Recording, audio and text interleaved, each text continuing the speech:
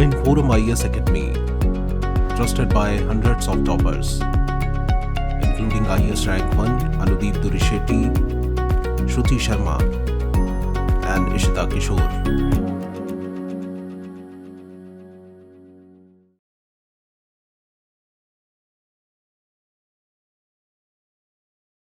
Hello everyone, welcome to Forum IAS short series on public administration, where we are covering small topics which are important for linking various concepts given in your syllabus, right? So the topic which I am going to take today is called the protest movement. The protest movement in public administration. The better wording is this only, the protest movement, right? I'm not writing full, but the better wording is, the proper wording is the protest movement in public administration. See, another name of this movement is behavioral approach. So, if in UPSC, if you are seeing this term protest movement, what you need to understand, the question, the examiner is asking you about behavioral approach. Right? See, after seeing this, the first question which should come into your mind is simply why this name, the protest movement. Obviously, if the movement name is protest, then for something they will be protesting against something, right? This protest movement is actually inspired from Herbert Simon, because this movement reject the traditional,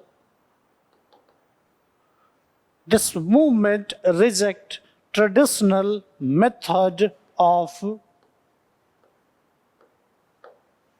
theory development.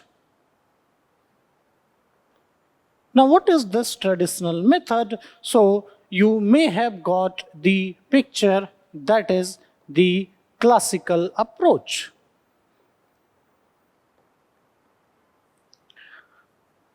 See, in classical approach, one person is kind of exception, that is,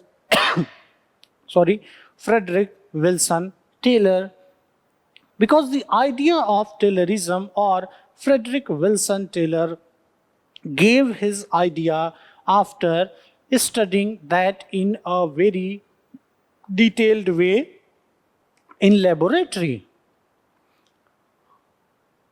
But others such as Henry Fayol, Gulick and Urwick, Monet and Riley, everyone gave their ideas not from lab but from experience.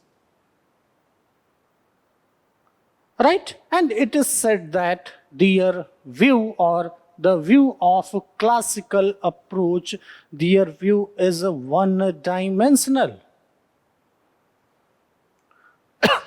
Right? Take example. Let us say this is an organization.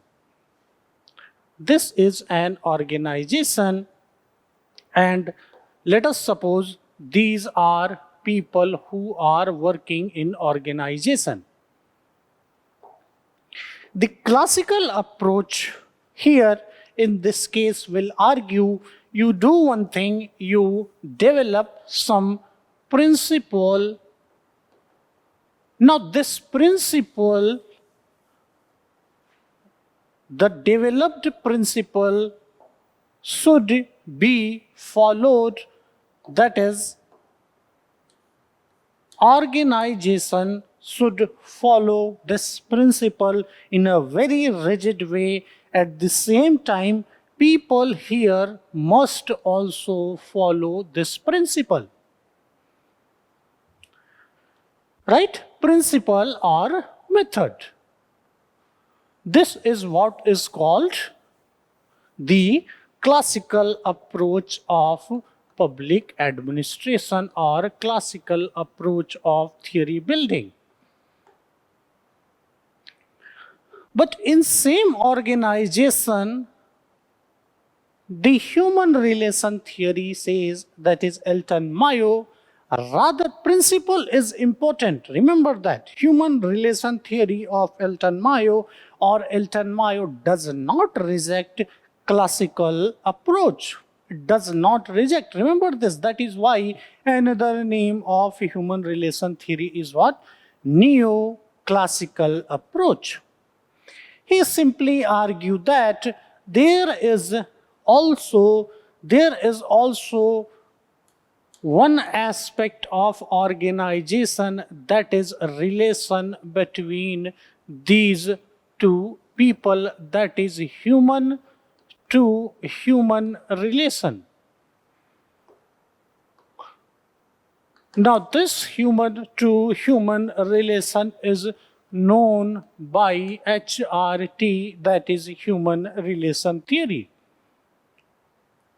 But the protest movement will argue, or the behavioral approach will argue, actually rather than focusing on principle, you focus on one particular human being.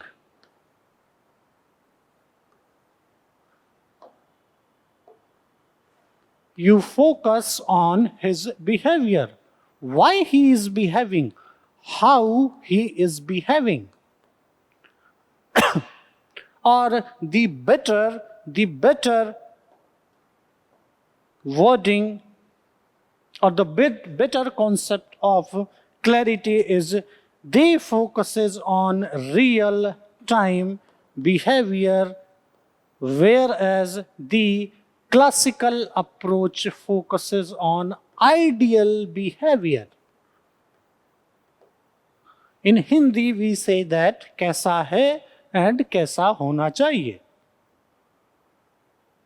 right?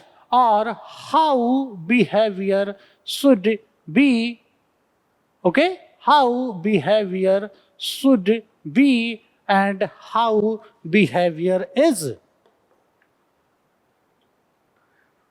That is how we get is-ought dichotomy in public administration, and this is-ought dichotomy is, for the first time, it is given or discussed by David Hume, a very famous philosopher, David Hume, and it was Charles Merriam. Let me write here. It was Charles Merriam who brought this same view. Charles Merriam who brought another name of thinker. So is-ought problem is actually for the first time it has been given by philosopher David Hume. In political science it was first used by Charles Merriam, and it was the protest movement which brought this in public administration. Right, and obviously for understanding human behavior you should have knowledge about the other person. That is where psychology comes. You must have knowledge about the society in which these people all are living. That is where sociology comes. You must have proper understanding of the environment. That is where environment and geography comes. That is how the behavioral movement truly makes public administration as an interdisciplinary discipline. Right? This is a very simple basic idea, but in class we are discussing this in detail. Okay? Thank you for watching this lecture.